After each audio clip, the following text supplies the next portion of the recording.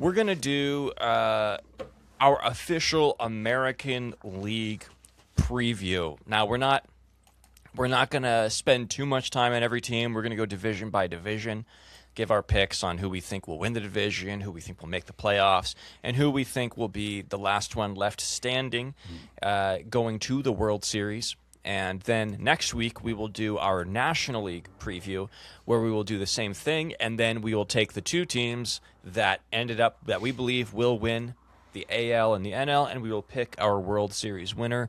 Spoiler alert, it's probably going to be the Dodgers. Anyways, so let's start with just to give everybody an idea right now. In the American League right now, the team with the highest odds to win the American League pennant is the Seattle Mariners. Whoa. They are at 19.5% to win the AL pennant. Detroit Tigers are second at 14.8%. The Yankees are third at 14.7%. They're just basically tied with Detroit. And then the Blue Jays, the defending AL champions, are at 11.3%. But let's start with the American League West. The Seattle Mariners won it last year, and right now they have according to Fangraphs, have an 80% chance of making the playoffs. That is the second highest in all of baseball behind the Dodgers. They have a 62% chance to win the division. Right behind them, might surprise some people, the Texas Rangers, according to Fangraphs, have a 35% chance of making the playoffs and a 14% chance of winning the division. Houston Astros at 33% to make the playoffs, 13% to win the division. Some people have this as a hot pick this year, including Branden Bullinger from last year. The No City Athletics are at a 25.6% chance to make the playoffs, 9.1% to win the division, and then taking it up the rear, per usual, Artie Moreno's Angels of Anaheim at 5% chance to make the playoffs and a 1.4% chance to win the division. So let's start with the Seattle Mariners, the defending AL West champions. Just before we really get into the stats, how are you feeling about this team going into 2026? I'm excited. I feel like they kind of, I don't want to say overperformed, but maybe just finally met expectations a little bit. I know I ultimately fell a little short by not making the World Series, but so much good vibes. What a great pitching staff. I'm not super familiar with the pickups this offseason off the top of my head, but overall with the lineup as is, and no real drama with Cal and Randy, I'm feeling really good. I would love to see some activity at the All-Star break, but it kind of really hasn't been their MO, has it? Their big offseason ad was re-signing Josh Naylor, the first baseman. Yes. And then they also traded for Brendan Donovan, which I think is probably one of the sneakiest, sneaky best ads of the offseason. And we're going to spend more time on the team, just for people watching, we're going to spend more time on the teams that we actually think have a chance of winning the division. Like maybe we'll say a few things about the Angels and the A's, but mostly we're going to focus on the top teams. This is the Mariners' depth chart as it stands right now. Lineup as it stands. Cal Raleigh behind the dish, Josh Naylor at first base, Brendan Donovan at second base. You might see some Cole Young there. You might see J.P. Crawford at short. You might see Brendan Donovan play some third. It's possible, so they might move things around.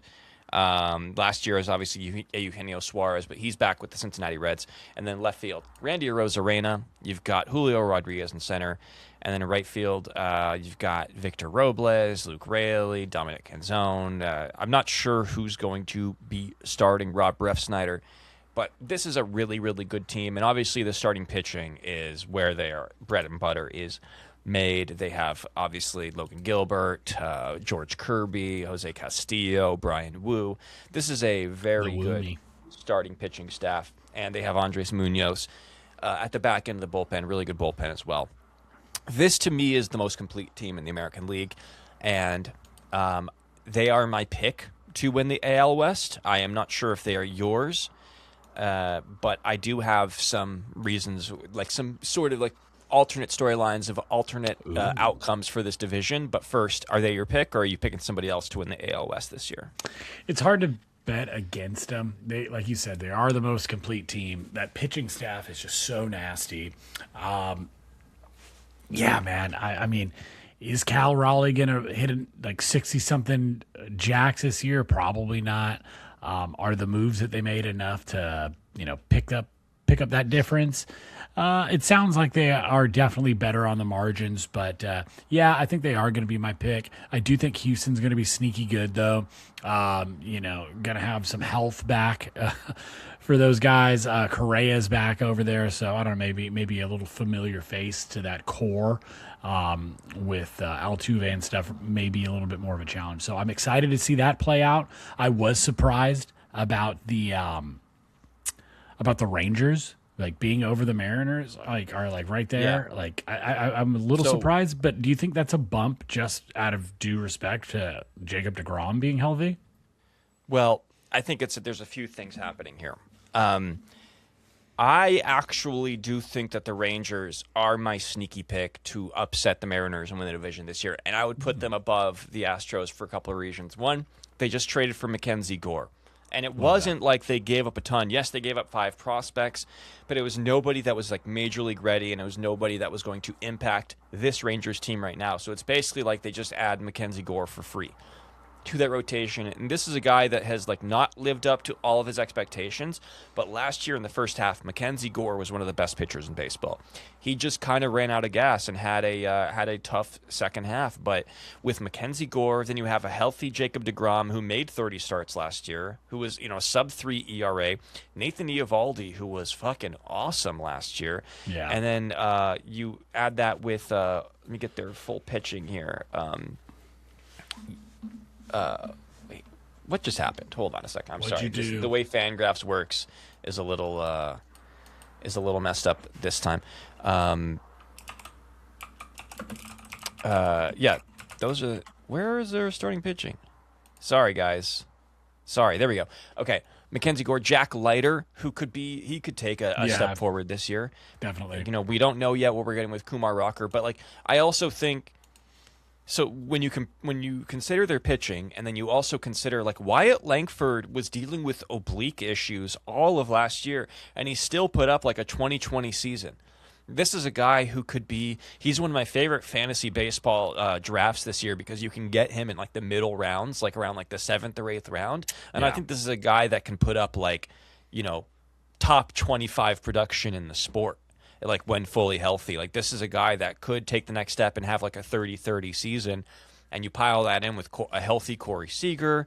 Now they have Brandon Nimmo. I know they just traded Marcus Semien. But I like the lineup enough. I do think that they're going to score more runs this year, and I don't think that their primary focus of this team is their offense. I think that it's their pitching, and their pitching is really good. And I think it's similar to the Mariners. I think that they can compete so long as Mackenzie Gore can put a full season together and Jack Leiter takes that next step. I think this team can absolutely compete for the division with the Mariners. So they'd be my sleeper pick to upset one of the favorites this year. I really like that. Yeah, that starting pitching staff is way nastier than I was giving it credit. I just was like, Jacob deGrom was healthy last year. He really put up some quality numbers. So coming back from that, I expect him to kind of keep building. Eovaldi, Mackenzie Gore is just a sneaky good pickup. I really would love to see him take that step forward and be that guy, And if he can be your number 4 or number 3, like you're in a really good spot. It'll be cool to see how it goes in Arlington this year. I like that as a good upset sleeper pick. Really, it comes down to, for that offense, how many games you're going to get out of Corey Seager. It's going to live or die. That playoff hope is going to live or die with the health of Corey Seager. But it can't get much worse for Jock Peterson, right? So they got to do something there or move on. So we'll see how Jock responds, but we're rooting for him. And I'm not sleeping on the Astros either. I mean, they won 87 games last year and missed the playoffs. This is still a good team, and they haven't taken a full step back. Like Hunter Brown is a true ace. They have some they still have they're some really good guys. I mean, they still have Carlos Correa, Jose Altuve. Jeremy Pena, who was awesome last year. Yordan Alvarez, you'd have to imagine he's going to bounce back and have a more Yordan Alvarez type of season this Well, year. he's going to be healthy this year. That's what I'm saying. That was the thing. So yeah, if those old guys are healthy, like we could see that, like that. What were we calling him before, dude? The little like serial killer, like movie killer. Like Mike Myers. Mike Myers. That's who we compared the Astros to. They're just gonna keep that silent little pace, and they're gonna come up from behind you, Mariners, if you don't fucking watch it. They and that doesn't necessarily mean they'll win the division, but they could absolutely make the playoffs, and then anything can happen when you get there. And it really, I think a lot of it, the X factor for them is probably Tatsuya Imai, this guy that they just signed from over in Japan, because early returns look pretty good, but he's obviously going to be a rookie in the majors, and if he can be good behind Hunter Brown, and Hunter Brown can sort of keep the momentum that he built on last year, that could be a pretty good 1-2 punch. It just depends on how much he adjusts to major league hitting or not, because you still got the bad man at the back end of the bullpen and Josh Hader and Brian Abreu, who's just one of the best relief pitchers in all of baseball, back there as well, and he's probably going to get a metric fuck ton of money in the offseason. So love a metric. I like the Astros too. This is actually a very, very competitive division. Yeah, man. Now that we're really looking at it, it's way more competitive than I thought, because I was really seeing it as a 2-horse race, which I kind of found boring. Yeah. I'm all in on the Rangers now, and dude, I just could care less about the Angels, and I still think that there is a lot to be said about the No City Athletics. That young core is just undeniable, and if just everybody, like all that young star, just keeps on their projected path, I mean, dude, that's 3-4 all-stars on there. You know what I mean? Like, it's incredible the young talent that's amassing in the state's capital of Sacramento. I love the lineup for the A's. Like, there is a chance that this could be like a top 10 lineup easily, potentially a top 5 lineup, depending on how things go. But Nick Kurtz was awesome last year. Yeah, so you got Nick Kurtz, Shea Langoliers, Tyler Soderstrom, Brent Rooker, Jeff McNeil. Kind of funny to see him there, right? Yeah. Jacob Wilson, Lawrence Butler. The only fucking guy that makes me just think, like, dude, are we gonna have like some real like star power? I don't know. He's a freak. There's some sick highlights out there. And then you got Leo DeVries. Leo DeVries is dude. 19-year-old super kid he's like a super phenom prospect. He homered in a spring training game yesterday or the day before. He came over in the Padres trade for Mason Miller. This guy's gonna be a superstar. He's gonna be a superstar. We just don't know when he's gonna play. He might not play this year. But this offense is gonna be great. It really just comes down to, can they pitch? And I don't think they have enough pitching. It's getting 27 outs every day is going to be an adventure, dude. It's going to be, especially in that ballpark where the ball flies in the minor league park. It's going to be so hard for them to get 27 outs every day. I just don't see them being able to do it over 162 games. And to be honest, dude, I think the last thing I'll say about it is you said it right there. They're playing in a minor league park. Severino was very vocal about the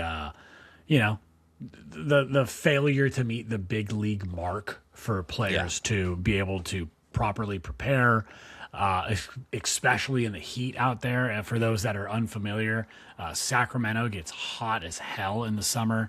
So I don't know. We'll see. Maybe now that they've had a year to do things a little bit better, maybe John Fisher's invested in his product in some capacity. I doubt it, though, Jess. I doubt it.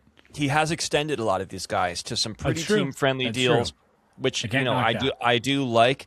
I saw them taking some photos in Vegas too, in front of the land breaking where they're planning on building a new stadium. This is going to be one of my favorite teams, just like fun viewings for this year.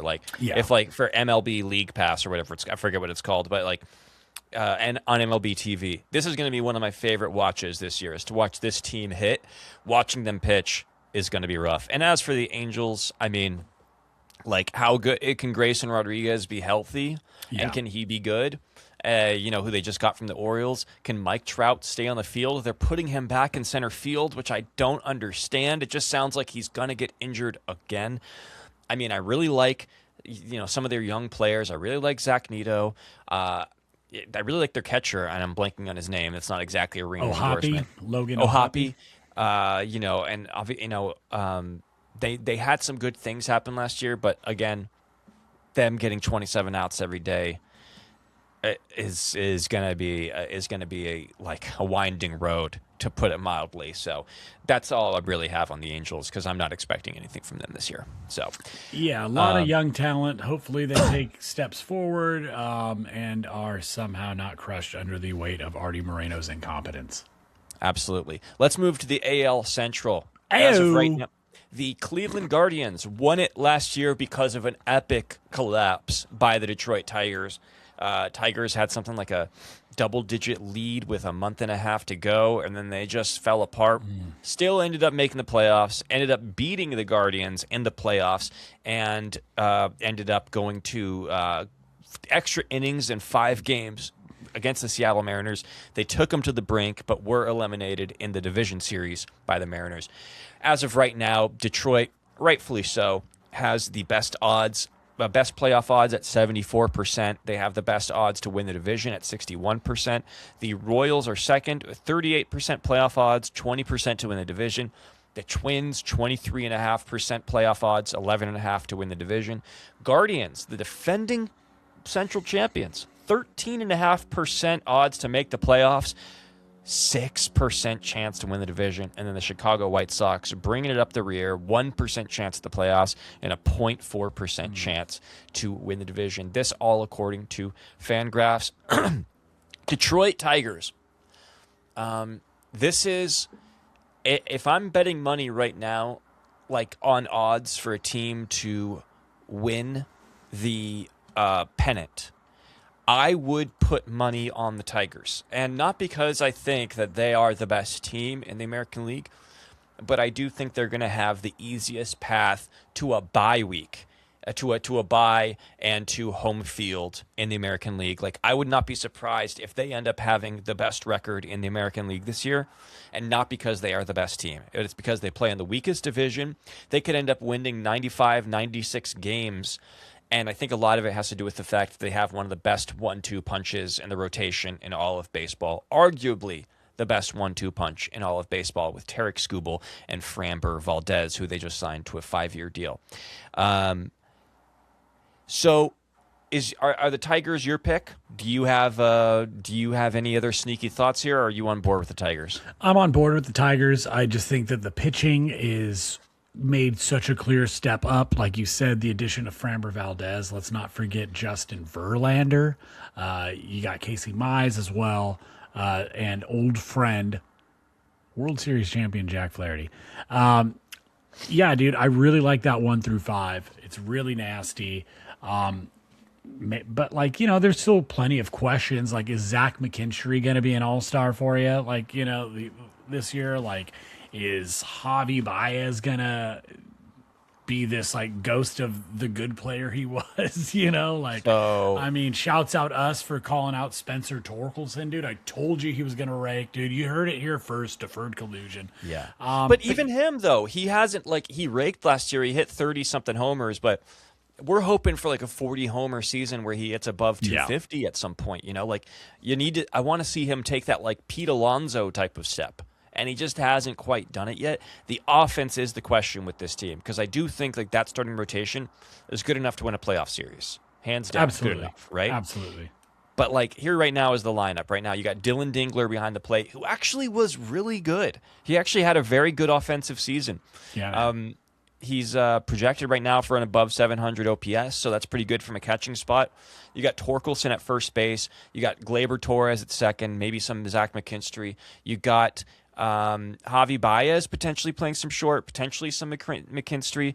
Old Dodger Trey Sweeney could get in the mix. But really, it's going to be, when do the Tigers call up Kevin McGonigal, who is one of the top prospects in all of baseball? He's their number one prospect.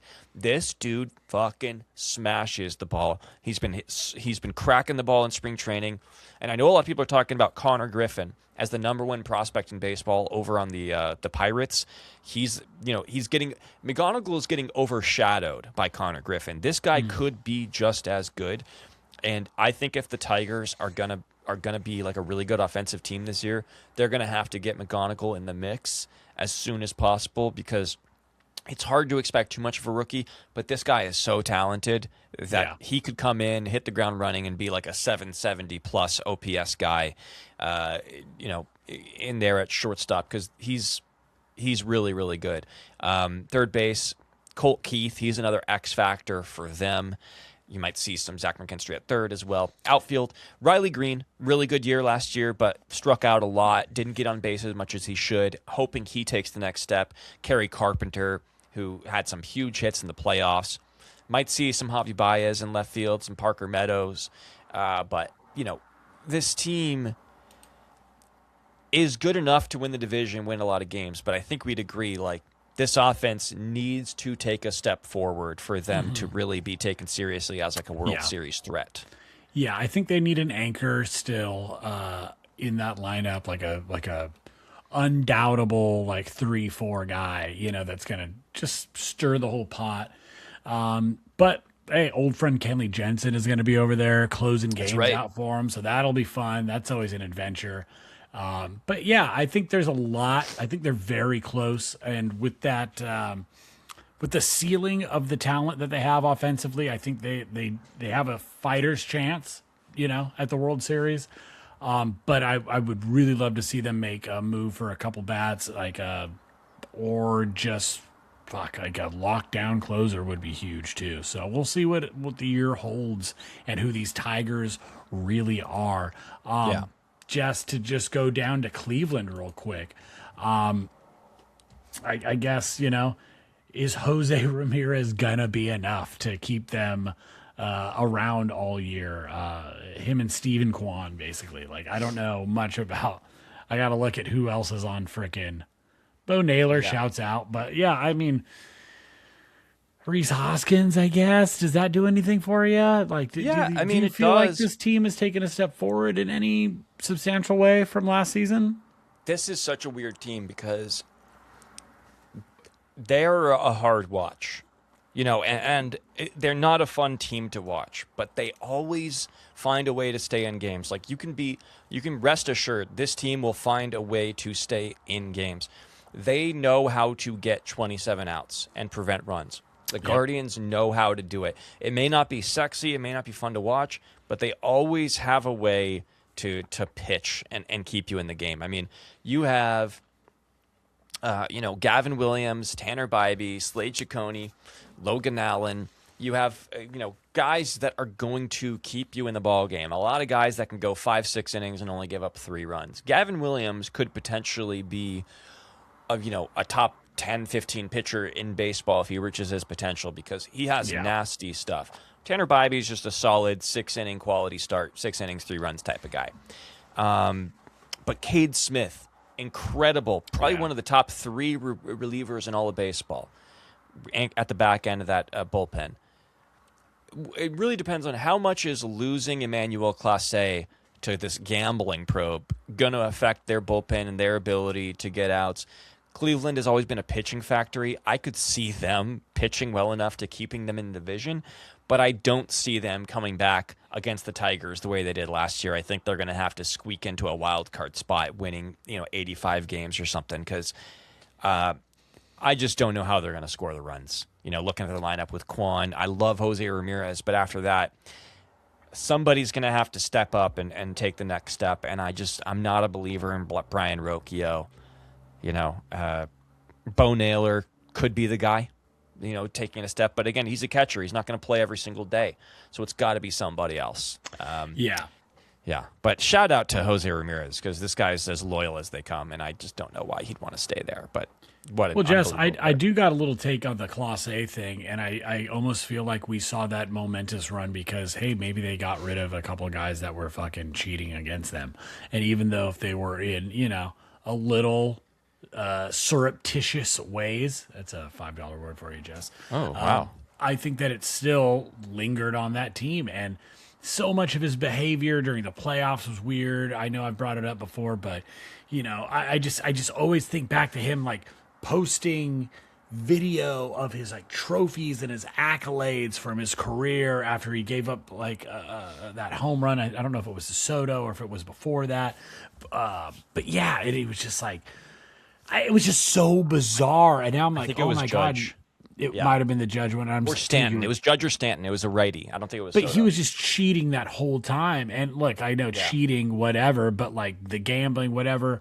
We've discussed how these things can happen over time. They get these organized crime basically will go after these young players and help them basically get over here and fund them and take a piece of the pie afterwards. But this happened to Yasiel Puig.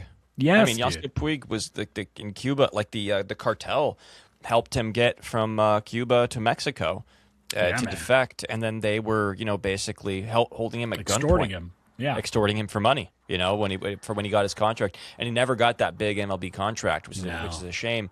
But who knows?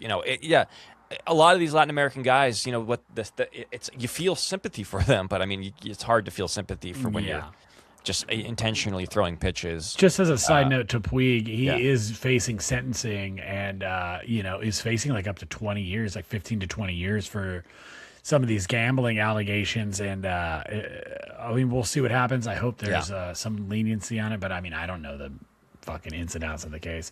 Hope everything works out. Puig, you is our friend or whatever the saying was and whatever, dude. But sad times. What an ambassador of fun Puig was, to the league.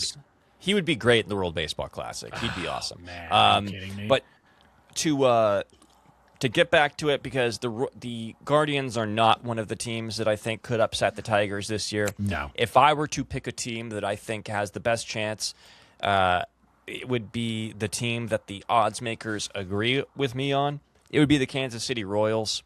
Yeah. I love the construction of this team. I think they have so many fun players. They're going to be a really fun watch this year. They're, as of right now, I think they are at they're at a 38% chance to make the playoffs, 20% to win the division. But they have the potential to be a great lineup. Salvi Perez behind the dish. You got Vinny Pasquantino, who had a career year last year, had over 100 RBIs. Or I don't know if he had over 100. What were his numbers last year? Let's take a look.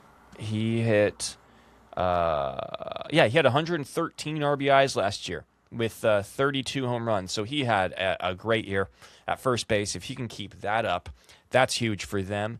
You have Jonathan India at second base. This is one of the more biggest enigmas in all of baseball for me. One year, Jonathan India is great. The next year, he sucks. He's a one-win player. If he can get a little bit better. Bobby Witt Jr., I mean, this is a guaranteed 6 to 7 win player. He's the best shortstop in baseball, leading off every game.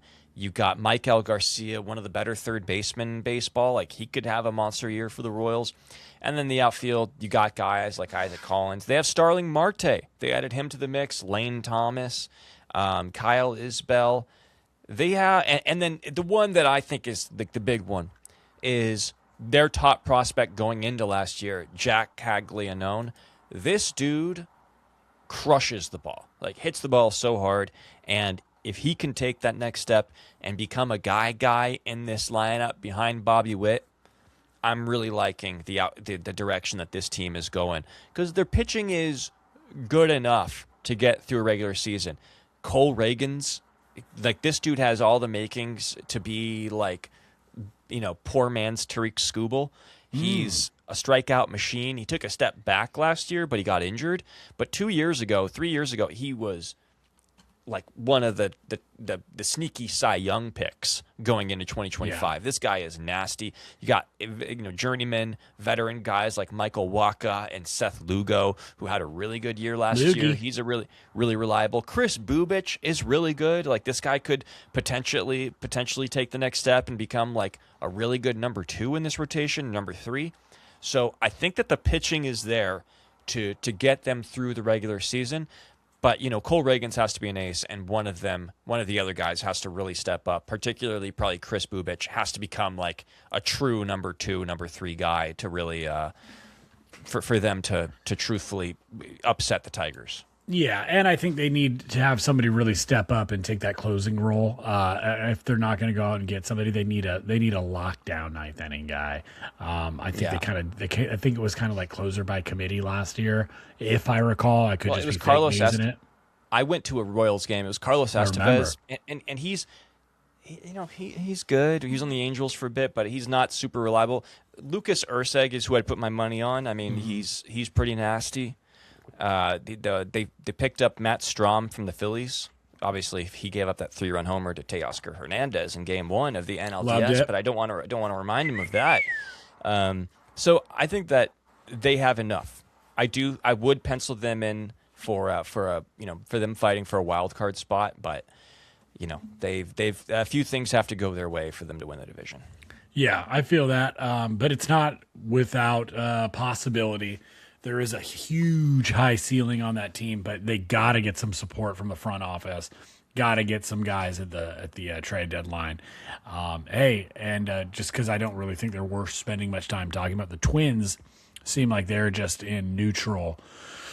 So maybe that means some guys will be shipped out. That could bode well for division rivals. Who knows? I'm just kind of spitballing. Yeah. I don't want to talk about the Twins that much. They make me sad. Yeah, for them to be good, Luke Keeschel is like the hot pick this year. He needs to really become like a star at second base. Royce Lewis cannot stay on the field. He needs to stay healthy. Same thing goes with Byron Buxton. Yeah. And, Joe Ryan is really good, but he's injured right now. Bailey Ober needs to be good. It's just a lot of things need to go right. And it really just all comes down to health for the Twins. And even then, I don't know if they have enough, but I do like Luke Keeschel a lot. He could become a very, very, very good player. Yeah. So we'll see. Let's move on to the AL East, probably the most interesting division here. But real quick, Yeah. we got to show some respect for the Chicago White Sox. Sorry. Munetake Murakami is coming over. That's a huge deal I for them. honestly forgot to Tapping- talk about the White Sox. I know you did. It's very easy to forget. What is their playoff percentage? 1%. 1%. They better than no percent. Kind of surprising, honestly, to say that they have 1%. But the only reason why I want to talk about it, there was a really, really cool clip from believe it was the Japanese broadcast of the World Baseball Classic, and Murakami is in the dugout and he's got his bat, he's getting ready, and Shohei's just kind of staring and he's looking at him, and he tells him to adjust his bat head and start changing his stance a little bit, has his head up, and they start working at it a little bit. And Jess, what's really rad about it is after that, Murakami would go on and hit a grand slam. So, by nobody's fault, but hey, Shohei Ohtani is just increasing the Chicago White Sox WAR through Munetake Murakami, and thus giving them a 2% playoff chance. You heard it here first on Deferred Conclusion. I mean, look, the White Sox have some interesting players that are coming up, and I like Murakami a lot. I think he's looked great in the World Baseball Classic. I think he could probably win Rookie of the Year, to be honest. Like, there's a chance he could. I like Chase Maedroff. There are some decent aspects of this team.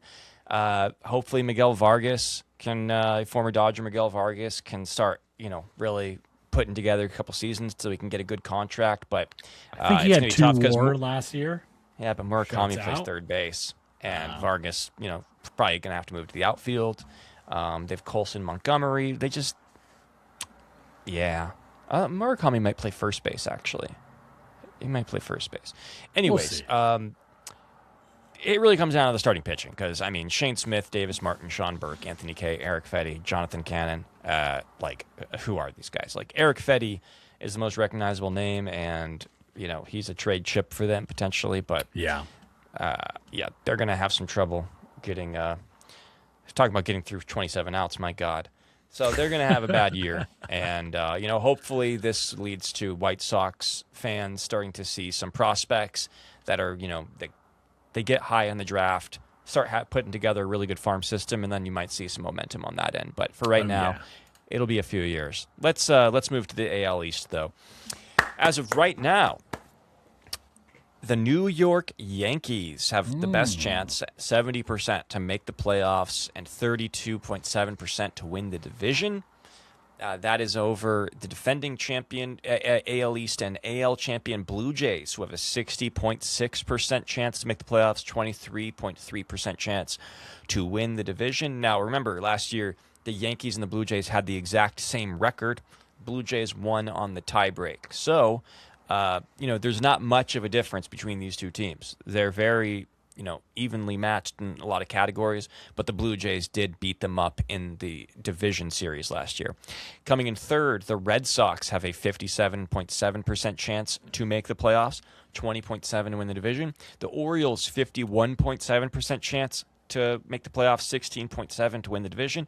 And then the Rays have a 29% chance to make the playoffs and a 6.5% chance to win the division. So this is a division where the difference between the top four teams is 70% and 51%. I mean, it is really close. You have four teams in this division that could legitimately win the division, and the bottom team, the last place team, the Rays, 29% chance. They're going to be super competitive.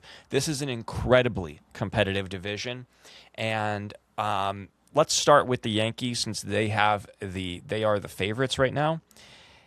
And this is a really good team, man. I know that a lot of Yankee fans felt like they didn't do enough in the offseason, that they feel like they're sort of bringing back the exact same team. But it is a very good team, and they were the best offensive team in baseball last year. They led the league in runs scored, OPS, and they have a really good pitching staff. So this is a team that I think could absolutely make the World Series this year. And, just some things have to go for their way in the playoffs. But Austin Wells behind the dish, he's over playing for the Dominican Republic. Ben Rice at first base. He's, when he faces right-handed pitching, this guy has really good numbers. So we could see a big step from him this year. You also got Paul Goldschmidt that he'll be platooning with a little bit over there.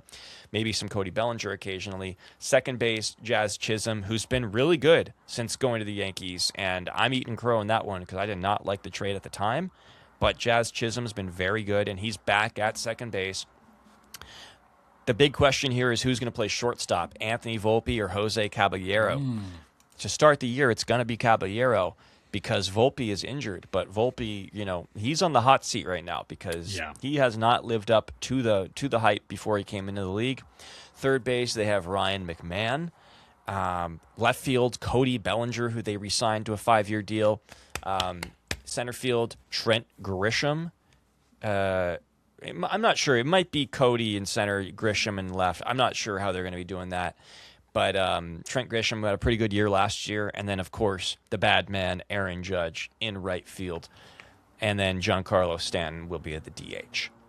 This is a really good lineup. And I know that it doesn't feel like they've gotten better, but they can score runs. And so much of it is because of Aaron Judge and because of the amount of home runs that they hit. But I like the lineup, man. Yeah, man. I'm less a believer of this lineup. I don't hate it. I like it. But I'm really worried about Giancarlo Stanton and his inability to be able to open up a bag of chips right now. Yeah. You're telling me he's going to be a reliable stalwart in the middle of that lineup for 162? Look, I get it. If you're a Yankees fan, you go, we just need him for October. And I agree as a Dodger fan. I totally get that. However, like you said, Jesse, this is a 4-team, really a 5-team race in this division with, the Orioles having a lot of potential. That said, is the pitching going to be healthy enough to start the year, with Garrett Cole still working back from Tommy John? We'll expect him at we'll say all-star break-ish, maybe, June at the earliest, but when's he going to be super effective? And I just think with how competitive this division is, I think the Yankees are very vulnerable to getting put in a hole if they get out to a slow start offensively. And just seeing, Bellinger over the years, he does look like he's getting to be comfortable at Yankee Stadium. Yeah. Don't get me wrong, but we've seen Belly have struggles. We've seen Trent he has Grisham good years and bad years for sure. Yeah. My point is we've seen some of these guys be streaky. Look, that's the name of the game. But if it happens early, I think that the Yankees could be in trouble. However, goes the other way, I'm eating crow, and they're riding high, and Garrett Cole comes back, and oh my God, the Death Star is fully operational. Yeah. I love Belly in New York. I think Yeah. he's a perfect fit in that stadium. The short porch in right field. He had a really good year last year. I mean, he really Same put thing with together Grisham, a nice season last year. Yeah, same thing with Grisham. Belly's a perfect fit in the Bronx. Like, I think that he maximizes his talent in New York and like nowhere else. Like, that's where you're going to get the most out of Cody Bellinger, is in Yankee Stadium, because his splits were pretty bad. Like, when he was on the road, I think he was like a below 700 OPS, but when he was at home, he was like close to 1,000. Like, he was a monster at home. I'm going to try to convince you, because I think this pitching staff has a chance to be one of the best in baseball. So much of it depends on Garrett Cole being healthy and coming back, some version of Garrett Cole being like, even if it's 80% of what he was 2 years ago. And then Carlos Rodon, who's also out with some elbow issues. But when you have Garrett Cole, Max Fried, who's basically been the ERA leader from like the past like 6 or 7 years across baseball, one of the most consistent, innings eaters and ERA guys in baseball. Cam Schlittler, who looked great in the playoffs, who could be like who's going to be their number 5 when everybody's healthy, number 4, number 5 when everybody's healthy. And obviously Carlos Rodon, who when he's healthy, he can be really good. He's been really good since coming to the Yankees. And then Clark Schmidt, Luis Gil, and the one that everybody's sleeping on is Ryan Weathers, who they traded for from Miami. This guy has some of the best peripherals on his fastball and on his breaking stuff and all of baseball. Really good spin, really good ride, nasty stuff. And with this pitching, with the pitching coaches in New York and the facilities they have and the access he has and what they've shown, their ability to sort of get the most out of their pitchers, I think Ryan Weathers could be like one of the biggest factors in the Yankees rotation this year. And I see they're like 8 deep of guys that they can throw out there and put together like quality major league outings, where I think that this pitching staff is actually gonna be one of the best in baseball this year. So I'm pretty high on the Yankees. I'm a little surprised how high on the Yankees I am, because they also have David Bednar in the bullpen, Camilo Doval. They have some good guys that can get outs too. Yeah, I do like that bullpen of Bednar. I really like Camilo Doval. I know he can be a little erratic, but that heater is just insane. Tim Hill, old friend Ryan Yarborough, Cade Winquist. There's some guys that can get you a bunch of outs in a couple different ways. So I like the looks. But yeah, I'm just a little bit nervous of that offense. Like you said, there's some crazy splits out there, and I just worry that if guys like Belly or Grisham aren't able to keep up that production out the gate, that they could get left behind in a hyper-competitive AL East. So my pick to win the AL East this year is the Yankees. I'm assuming you're not picking the Yankees. I'll tell you when we go through a couple more teams who might pick. Okay. So the team that won it last year, edged it out because of a tiebreak, is the team that ended up going to the World Series and losing in extra innings, even though they had 2 outs in the 9th inning, or two outs away in the 9th inning from winning it all in Game 7 against the Dodgers, the Toronto Blue Jays. And they are such an interesting team because they no longer have Bo Bichette, but I don't think that they've gotten worse. They've just gotten different. I think that they're more or less running back the same team.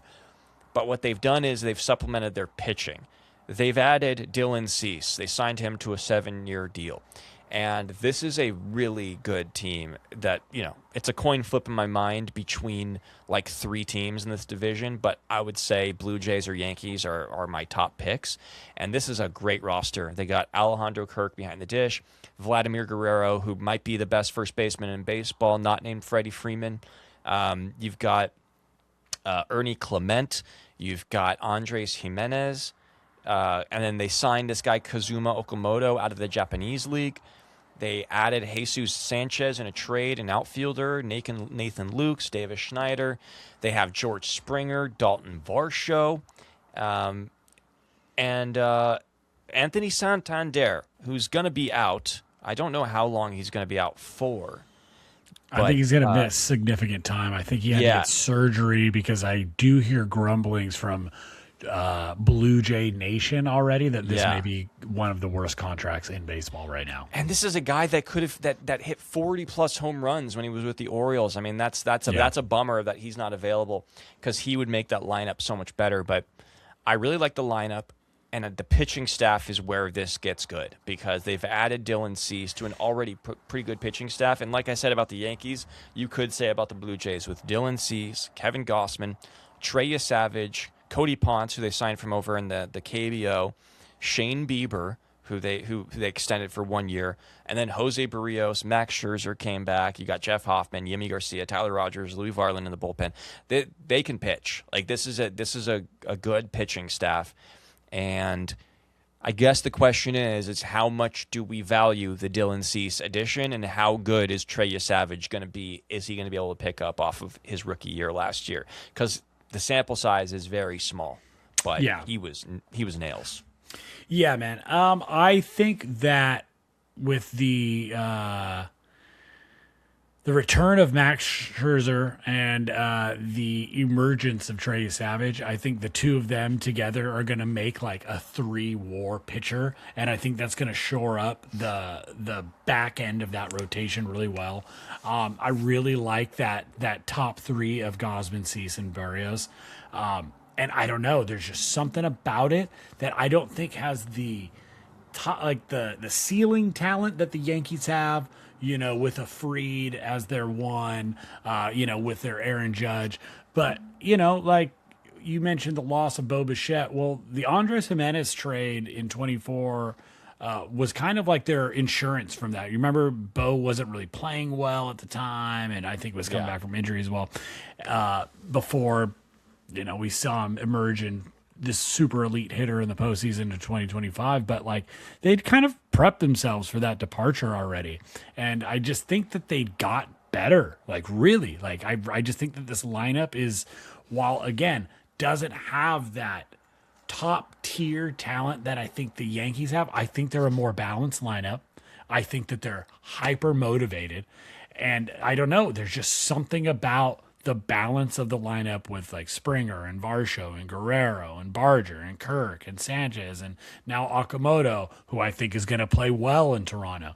I mean, Clement, like, is Clement going to be the through 162 what we saw in the postseason? Like, no, but I think that the aggregate of all these guys together, I think the makeup of their hitting style too is very complementary to each other, and I think that this, Jesse, is going to edge out the Yankees and the Red Sox to be your NL East champions in the year. AL East champions in the year of our Lord 2026. I like it. I mean, I can't argue with you that they're a good pick to win the division. Addison Barger showed some good things in the playoffs. He needs to take a step forward and could he become like an 800, 850 OPS guy? George Springer's kind of an X factor for them because he was so great last year. He put together an awesome season. But I mean, the guy's like 35, 36 years old. So, it stands to reason that he could potentially take a step back offensively. Okamoto, we don't know. His numbers in Japan were really good. But I agree with you. The way that this team hits and they put at bats together, they make such good quality of contact. They hit for such a high average. They were relentless last year. And their ability to just string innings together and apply pressure to pitchers was unlike any other team that we watched all year face the Dodgers. They were so dynamic on offense, and I see no reason why that shouldn't continue with the team that they have. And I think Vladdy's still waiting to take that next step forward and get back to that 40-plus home run type of season. And this could be the year to do it. So I could see Vladdy having a monster season and, competing for, being a guy that competes for an MVP. This team is really good. I'm not a huge Dylan Cease guy. And I'm just being honest, and that's my biggest issue with the pitching staff is I've never been a huge believer in Cease. And I think that everybody likes to say, but look at the underlying metrics and the underlying numbers. He has a season where he had like a 2.5, and I'm like, yeah, I get it. But that's called being inconsistent. I think that the underlying metrics are there, but the reason why he doesn't put together these great seasons is because I think that there's an issue with the level of compete and the mentality. And I'm happy to eat crow on that, but I've just seen him too many times just like kind of fall apart in games where he starts like missing the strike zone. He starts leaving the ball right over the plate. And it's like, okay, great, the metrics are there. But like he's not throwing good pitches. He's not being competitive in competitive moments. And that's some of the issues that I have with Dylan Cease.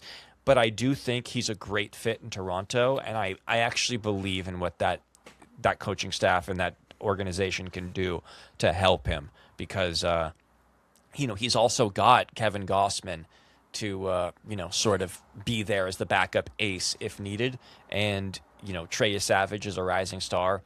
And Shane Bieber can come in and do his thing. And Max Scherzer is that old horse who can, set the tone for what this pitching staff needs to be, how they need to go about their day-to-day work and everything. So I just love this team. It's a coin flip in my mind. I just like the Yankees. I think that they're gonna it's like a game of chess. It's like the Blue Jays, they made their move last year. It's time for the Yankees to make their move this year. But you can pencil the Blue Jays in for October. Red Sox. Real quick, before we move on, the last thing I want to say, and it's just to touch on Cease, and because everything you said is correct, and dude, no notes, absolutely agree. I just think that was a horrible, horrible clubhouse that he just left, right? Really, and bad defense behind him. Bad defense. Yeah, dude, like Luis Ariz at first base. Come on, man, he ain't getting shit over there.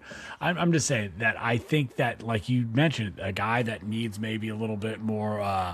I don't know, stability in his clubhouse, wasn't getting that, especially coming from Chicago where it was a bit of a mess. So I think the kid looked a little shell-shocked. So I think with Scherzer, Gossman around him, yeah, dude, I think we're going to see a good year from Cease. But that's just my 2 cents. I'm just trying to sell you on Toronto winning the division. That's all. I don't disagree, and I also think he has a much better defense behind him in Toronto that I think will make things a lot easier for him. So I don't disagree with you.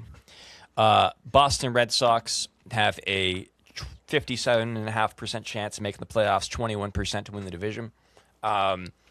Such an interesting because Rafael Devers is obviously gone. They did not retain Alex Bregman, but they did go out and sign Ranger Suarez to the pitching staff.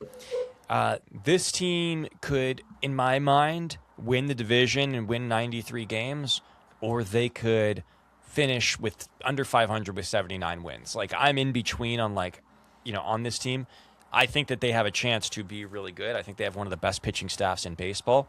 They just play in such a crazy good division that their offense needs one of their young guys really needs to elevate to superstar level because they don't really have a superstar in their lineup right now.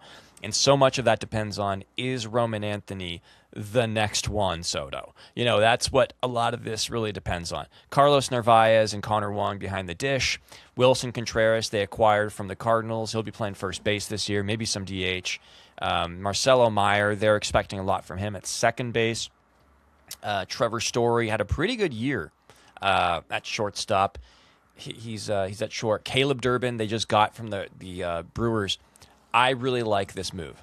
I think that this guy could elevate to becoming one of the top 10 third basemen in all of baseball, and I think he's going to fit in with the Green Monster in left field and everything. So he'll be playing third. Left field, Roman Anthony. This guy is the truth. He's been awesome for Team USA. I mean, this guy could be, he had like a 900 OPS and like a 400 on base percentage. He had like a 60% hard hit rate in his minimal sample size last year. I mean, everything points to this guy just being an absolute star. Jarren Duran in the outfield, as well as Cedar Rafaela. You're also going to see some Weiler Abreu, who puts up some pretty good numbers. Jarren Duran needs to get back to 2024 Jarren Duran, but I like the outfield a lot. I like the team a lot. I'm just not sure if the offense is going to be able to do enough, because the pitching is certainly there, led by Garrett Crochet, who is absolutely disgusting. So.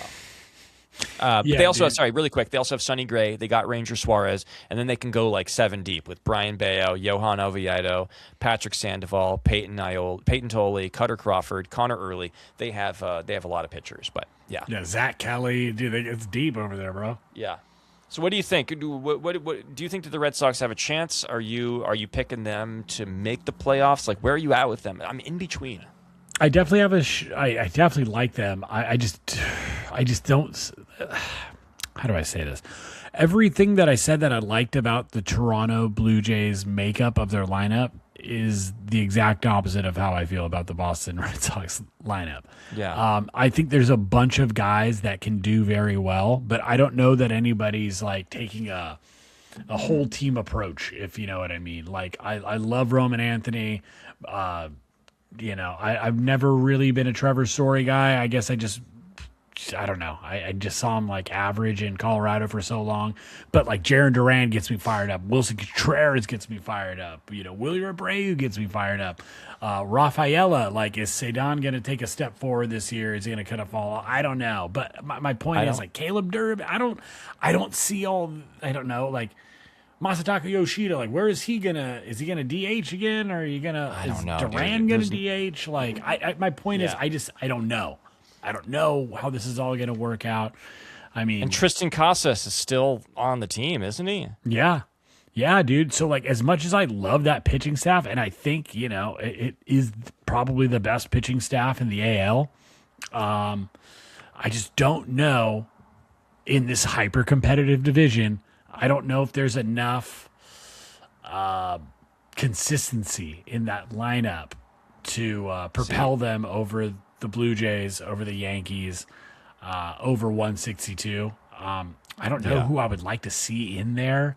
I'm trying to think, but I don't really know who's available from other teams at the moment. But we'll see at the deadline. I hope they're around. It just the more the merrier. I love a big scrum, around the trade deadline, see who's in, who's believing in their squad. But there's a lot of talent here, but I just would like to see I don't know, who is the offense built around, Roman Anthony. I mean, I think that's what they kind of did last year when they didn't re-sign Bregman. Yeah. They go out and trade for Durbin. They let what's his name? Third baseman. My God. Devers. The Giants. I'm blanking on his name right Rafael now. Devers. Rafael Devers. They let him go. I think that was their way of saying like Roman Anthony is the future. And, as of right now, he has the highest WAR projection for the season at 3.5. I think it's going to be higher than that.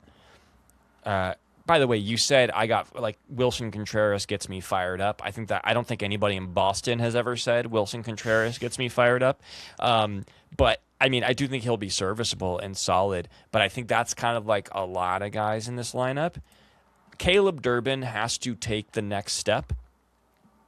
I know I'm saying that a lot. That's like a ad nauseum thing today. I'm repeating myself. And Roman Anthony needs to become a guy. And obviously Jaron Duran just needs to, keep being productive. All the pieces are there. I'm just not in love with all the pieces other than like one or two on offense particularly. And I love Garrett Crochet. He can win a Cy Young this year. And Ranger Suarez. Yeah. Super solid number 2. I think that was like a must add on their part. Like they needed to make that move. So I do like it. And Sonny Gray is very much like underappreciated in baseball. He's very, very solid and great as a number 3. So all of it is there. I do think that they could win the division. I'm just not like, I'm not seeing enough on paper right now for me to feel like they have a pretty good shot at winning the division. I hope I'm wrong, and I'm happy to make a change to that as I see them play. But just based on going into last year I thought they were going to win the division. We both picked them to win the division, and then we were both so disappointed by what we saw in the regular season that it was like I can't in my right mind pick them to win the division this year. I just can't do it. So. Yeah, I can't do it either. I mean, last year we picked them to win because we were like, oh, wow, they're going to have Devers and Bregman in that lineup with pretty much everybody else we just mentioned. But as we know, that didn't really work out. So, there's a lot of talent there, but if they're going to want to, make a substantial playoff run, they're going to have to go out and take it. and they're going to have guys show up day in, day out through that grind and just win, So win the at-bat, win the inning, and take it from there. But moving on, dude, Tampa Bay Rays. Can we go to the or is it Orioles Baltimore Orioles? first? Sorry, yeah. I forgot. Because this is actually... This is the team I'm probably like most excited about, and I think is actually this team's gonna take the biggest jump this year. I don't know if they'll win the division, but I think they'll take the biggest jump. Go ahead. No, go ahead. I mean, we're starting with your boy Hendo skis. Team USA, Gunnar Henderson. You got Tyler Ward, Pete Alonso, Adley Rutschman. You got Dylan Beavers, Colton Cowser, Blaze Alexander, Samuel Basalo, and Kobe Mayo, everybody's favorite thing to put on a turkey sandwich. Yeah, dude, I really like that lineup. I'm like, and Jackson Holiday, by the way, who's injured with the hamate bone injury. Yeah, you got a couple other guys on the bench. You got Ryan Mountcastle, Jeremiah Jackson, Tyler O'Neill, Leody Taveras. But yeah, there's a lot of talent, right? A lot to get excited on. But I just still feel like I'm waiting for like Gunnar and Adley to kind of just like take the league over, right? Like just kind of kick it in. Like these baby Orioles aren't so young anymore. That core is kind of coring out. I don't know. I gotta see it from them this year. I hope that Pete is that guy to kind of lead these. I don't know, like 20-something-year-old, like pretty much. I think he's the only 30-year-old on the team. Oh, no, sorry. Taylor Ward is 32. So, yeah, we got two 30-year-olds, a bunch of 20-year-olds. So, I think that Pete can guide them through the storm of 162. But, yeah, I'm still just like I'm just in a world where, like, I'm not going to believe in you. You have to do it for me. They're like the Buffalo Bills. Like, I can't just keep, like, putting my heart on the line for you anymore, Baltimore. You have to do something for me. You got to go win some goddamn games, dude. You got to win a playoff series. Let me sell you on why this team, they won like something like 70-something games last year. They're going to take a big jump this year. I think that they could win like this team's floor is much lower than the other teams we've talked about in this division. But their ceiling is just as high as some of the teams as we talked about. But a lot has to go right, obviously. But I mean, Adley Rutschman, this was a guy that we were talking about could be like the best catcher in baseball. I mean, he was like a guy that we thought was going to hit 300 for the rest of his career. This guy, with the projections, were so good, and he's really struggled the past couple of years. But they have some insurance with Samuel Basallo, who is one of the top catching prospects in all of baseball. If one of them pans out, I'm not worried about catching. Pete Alonso, we know what he can do. He's a guy you can lock him in for 35 to 40 home runs. Jackson Holiday, he needs to live up to his hype once he comes back from the hamate. That might be difficult this year, just considering how hard a hamate bone injury is to recover from. Gunnar Henderson had a down year, but I still think this guy is like a guaranteed 6-WAR player. And he'll bounce back, and he's gonna be one of the best shortstops in baseball. Jordan Westberg puts up really good numbers. He's super solid. They added Taylor Ward. They got rid of Grayson Rodriguez, added Taylor Ward, a guy that can hit 30 home runs. Colton Cowser, he's a guy that he can 780, 800 OPS. Tyler O'Neill had a bad year last year, but he could come in and contribute. They have all of the pieces there to have a really good lineup. What I'm going to sell you on is their pitching, because I actually think the pitching staff is better than we realize. They traded for Shane Baz, who had a 4.8 ERA last year, but he has all the stuff to be a sub-4 ERA guy and a really good starting pitcher. Chris Bassett, they got from the Blue Jays. We'll see what he is as a starting pitcher, but he's going to get an opportunity, and he has put some really good seasons together. Trevor Rogers is the ultimate X factor because he was a Cy Young candidate when he was on the mound last year. He had a 1-point-something ERA in his limited sample last year. I mean, he was absolutely ridiculous last year. What are his numbers? He had a what is this? Why am I having spring train. I'm looking for regular season stats. Come on, Dweeb. He had a 1.3 FIP last year.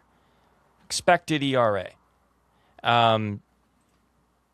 He was absolutely absurd. And if he can keep up what he did, because he was one of the top, pitchers in Miami for a while, and then he got some injuries and he didn't come back the same. But he was one of the most highly touted prospects from the pitching side in all of baseball, and he lived up to it last year in the time that he had with the Orioles. He was so good. He's one of the top fantasy picks this year for me in fantasy baseball. And now they have Kyle Bradish fully healthy. This is a guy who has a sub-3 ERA every year that he pitches. And he came back last year. He only made like 8 starts, but he was awesome. He had, we've seen Zach Bradish have a breakout. So if you have Trevor Rogers and Kyle Bradish pitching to what we've seen them do, they have a 1-2 punch here that can compete with any of the other teams in this division.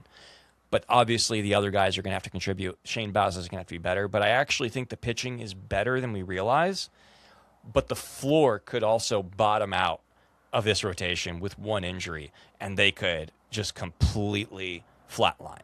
So this is like the biggest wild card team for me in all of baseball this year. This is a team that can win 68 games or win 91. I don't know what it's going to be. Dude, that's exactly where I'm at. And since we're so far removed from a 91 win season from these guys, I'm in prove it to me mode. Like you said, deep ceiling, but that floor is just as high as anybody else in the division. Yep. All right. We'll finish up with the Rays. I know you got to go, so we'll wrap things up pretty quickly here. Tampa Bay Rays are projected to finish in last place, but they still have a competitive team. They have a 29% chance of making the playoffs, 6.5% chance to win the division. Catching, Nick Fortes and Hunter Fiducia, Jonathan Aranda at first base. He's going to be healthy. Yandy Diaz, they'll do some platooning. Gavin Lux, our friend Gavin Lux, playing some second base. Maybe Taylor Walls, maybe Ben Williamson. Carson Williams at short, Taylor Walls at short. Junior Caminero hit 45 home runs last year. He's at third base. Chandler Simpson, Jake Fraley, Cedric Mullins, Johnny DeLuca. They have Jacob Melton, Ryan Vilade, Richie Palacios. And then they have, in their pitching rotation, Drew Rasmussen, Ryan Pepio, former Dodger. Shane McClanahan is back and healthy. He's looking okay in spring. Steven Matz, Nick Martinez, Ian Seymour, Joe Boyle.